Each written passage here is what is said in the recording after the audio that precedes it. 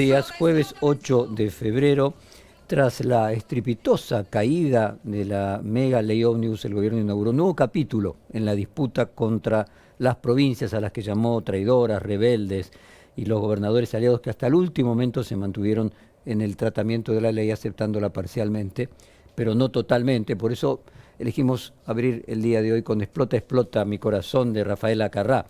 Milei cometió varios errores desde el comienzo y probablemente el más importante es, y que explica parte de su derrota ayer, no es enfrentarse a los diputados, enfrentarse a lo que él denomina la casta, sino enfrentarse a los gobernadores, porque muchos de ellos tuvieron más votos, más aprobación, más legitimación que el propio Milei. Estos mandatarios locales evidentemente no fueron alcanzados por el hartazgo con la política, en lo que Milei denomina difusamente casta. Además, nos parece muy sensato enfrentar a los gobernadores que controlan situaciones estratégicas del país, que no son solamente financieras, monetarias, sino, por ejemplo, el gobernador de Neuquén, el gobernador Rolo Figueroa, puede desabastecer de nafta, gas y luz a un tercio del país, con una sola decisión. Y las provincias están en un momento fiscal muy apretado y necesitan una discusión del reparto de la coparticipación para poder hacer frente a los pagos de salarios y otras necesidades. El presidente, ante estas actitudes, solo ha anunciado amenazas, como por ejemplo dejar sin un mango textualmente a las provincias, como si todo esto que tú fuera diciendo, además lo llama de traidores, de delincuentes, de que están a favor de los privilegios. Llama privilegios a los derechos de la provincia que son preexistentes a la nación.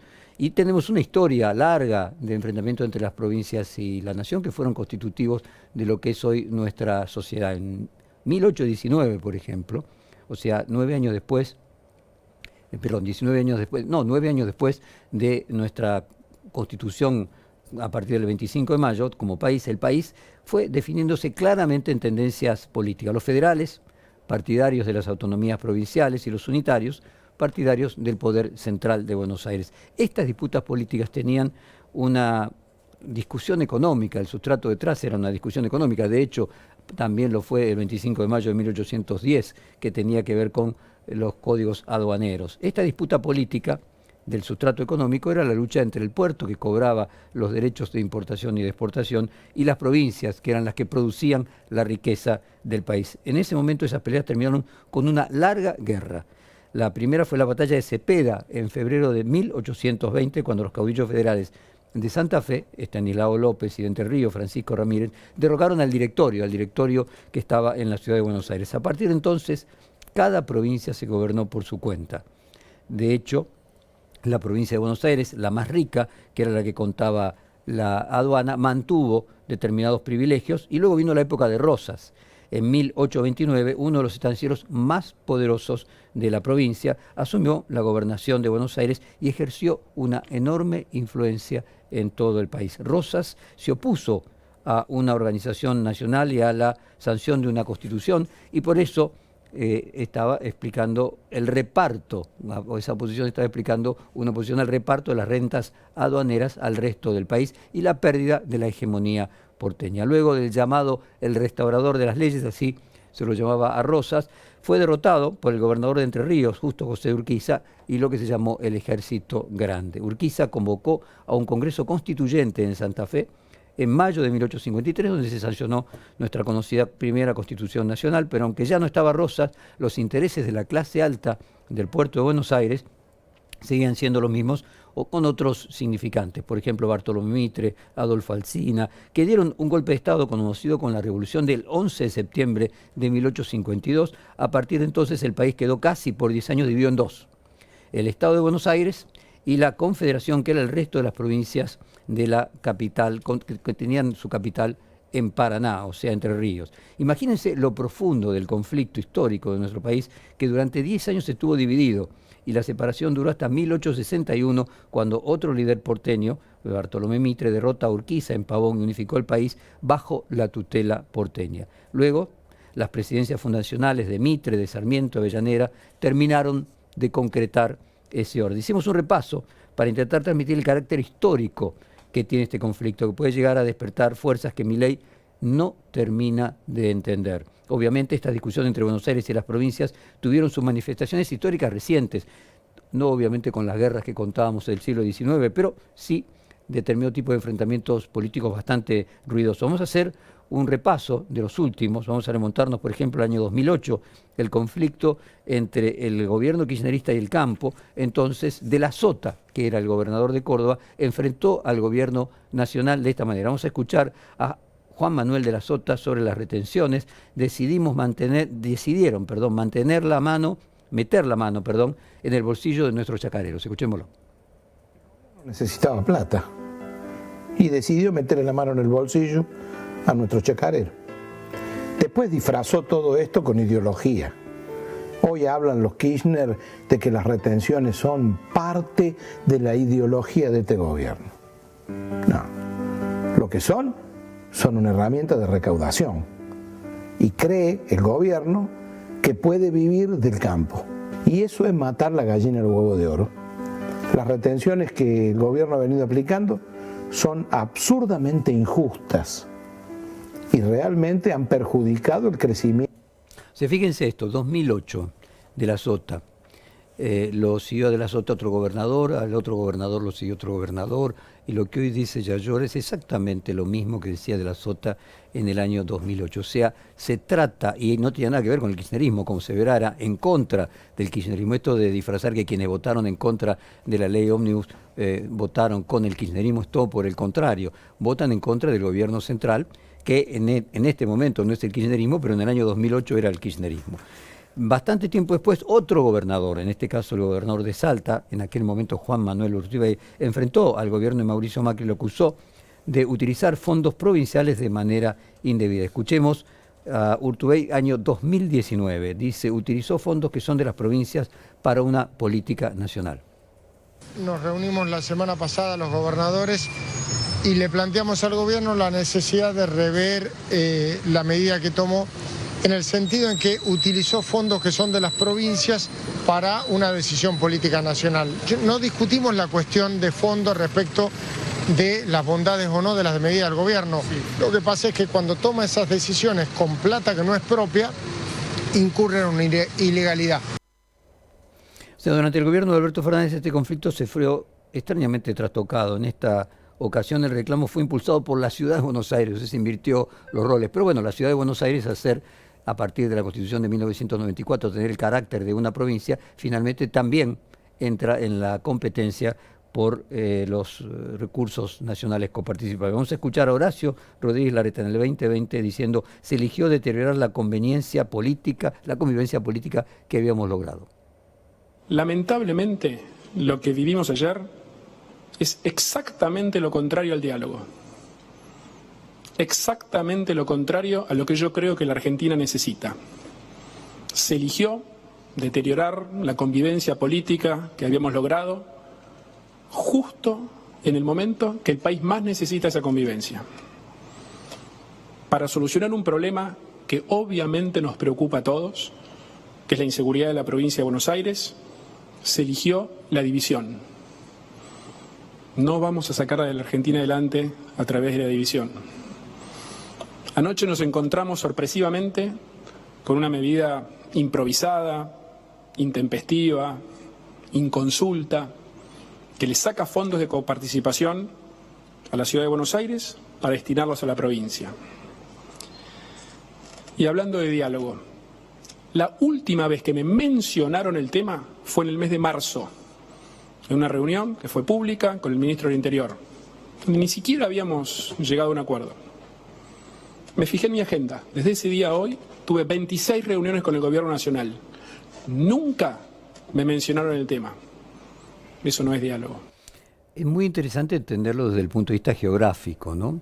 La discusión entre el puerto y las provincias no era entre la Ciudad de Buenos Aires y las provincias, era entre la provincia de Buenos Aires, que incluía la Ciudad de Buenos Aires. Falta en este relato de la historia la construcción de la Ciudad de La Plata como capital de la provincia de Buenos Aires y convertir a la Ciudad de Buenos Aires en territorio federal.